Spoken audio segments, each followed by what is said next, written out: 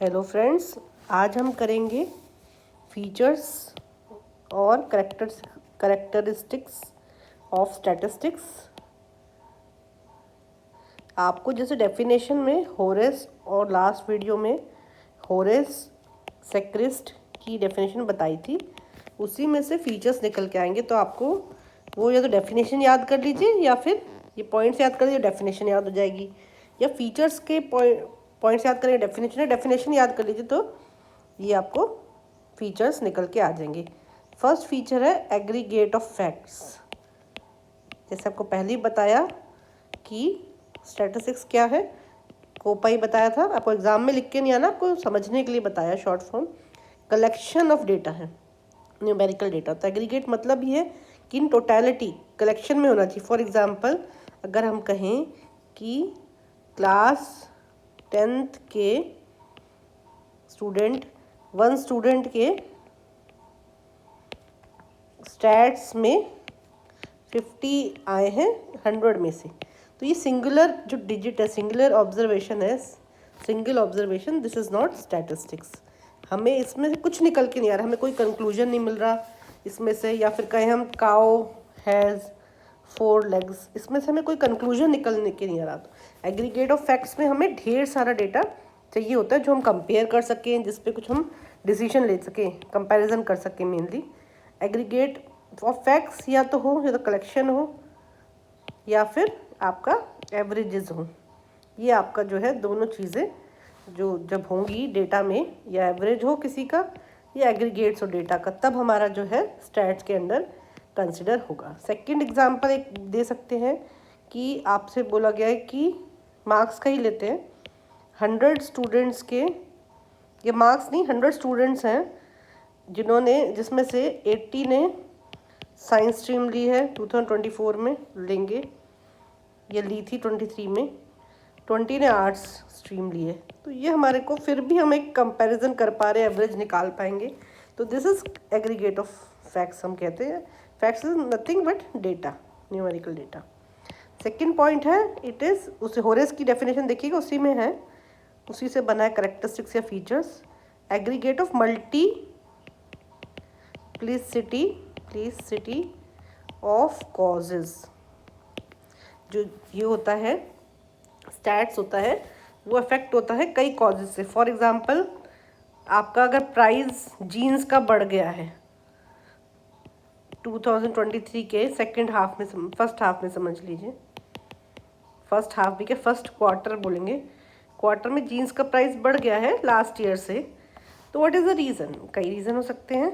Demand, price बढ़ गया है मतलब आपकी डिमांड जो है ये बढ़ गई होगी, सप्लाई कम हो गई होगी जीन्स के, कपड़ा हो सकता है महंगा आ रहा हो पीछे से, क्लॉथ के प्राइस बढ़ गए हैं, कुछ लेबर जो होती जो काम कर रही है उस पर उसके चार्जेस बढ़ गए हैं, वेजेस उन्होंने ज़्यादा लेने लग गए हो, तो इस सब कारणों से जो है प्राइस बढ़ सकता है। तो इसके जो स्टैट्स होता है वो कई मल्टीप्लिसिटी, बहुत सारे कारणों से अफेक्ट होता है।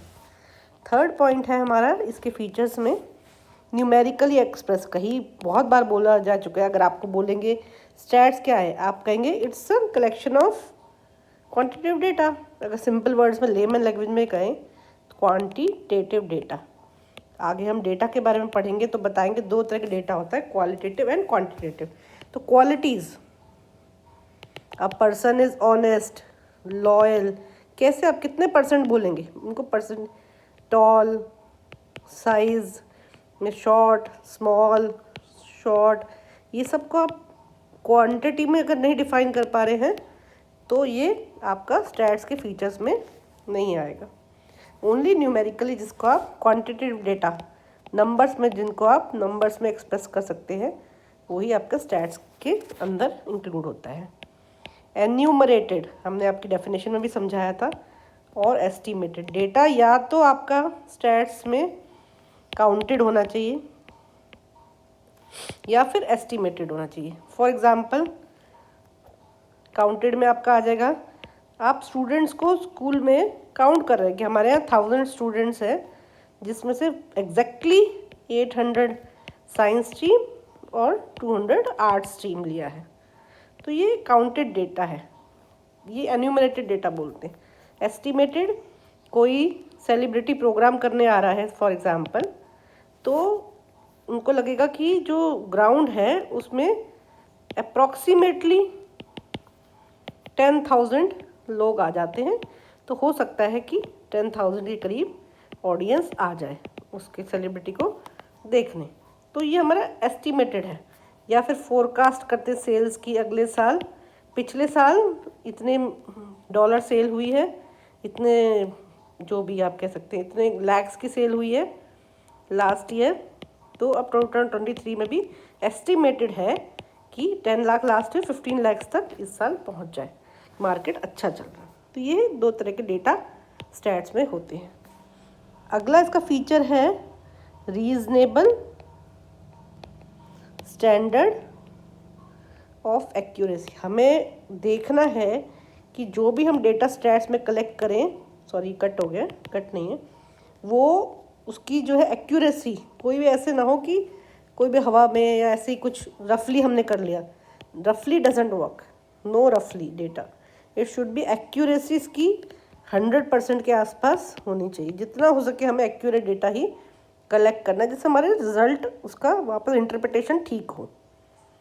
एक और उसके बाद है collected in a systematic manner. इसका एक प्रोसेस है, स्टेजेस हैं, जो आपको मीनिंग में बताया था कॉली की डेफिनेशन में, आपको शॉर्ट फॉर्म बताया था, आप लिखिए मत, हमने याद करने के लिए। कोपाई, डेटा पहले कलेक्ट होता है, फिर ऑर्गेनाइज होता है, प्रेजेंट होता है, एनालाइज होता है, इंटरप्रेट होता है। ये स्टेजेस ऑफ स्टैटिस्टिकल स्टडी भी कहलाती है। तो ये सब आपका जो है सिस्टमेटिक मैनर में डेटा होता है, ऐसे कुछ नहीं कि आपका कहीं से भी उठा के आपने कर लिया। तो ये सिस्टमेटिक मैनर होता है। अगला पॉइंट है प्री डेटर माइंड पर्पस होना चाहिए। कुछ भी आप कलेक्ट स्टडी करने जा रहे हैं, क्यों चाहिए आपको? अगर कुछ भी इंफॉर्मेशन चाहिए, समझो आपको स्टूडेंट्स के मार्क्स करने हैं, तो पहले क्लियर होना चाहिए कि हमें इनकी बच्चों की एक्स्ट्रा कोचिंग करानी है।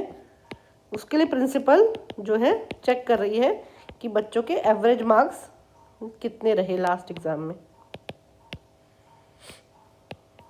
तो हो सकता है एक्स्ट्रा कोचिंग क्लास। तो ये पर्पस क्या है वो पहले प्री डिफाइंड, पहले प्री मतलब पहले ही डिटरमाइंड, पहले ही फिक्स होना चाहिए। उसके हिसाब से हम डेटा कलेक्ट करेंगे, तो तभी हमारा स्टैट्स के अंदर एक साइंस है स्टैट्स, उसका सिस्टमेटिक ढंग से चलती है। वो हमें ज़रूरी है कि पहले पर्पस डिसाइड हो स्टडी के पहले। प्लेस्ड, अगला है placed in relation to each other.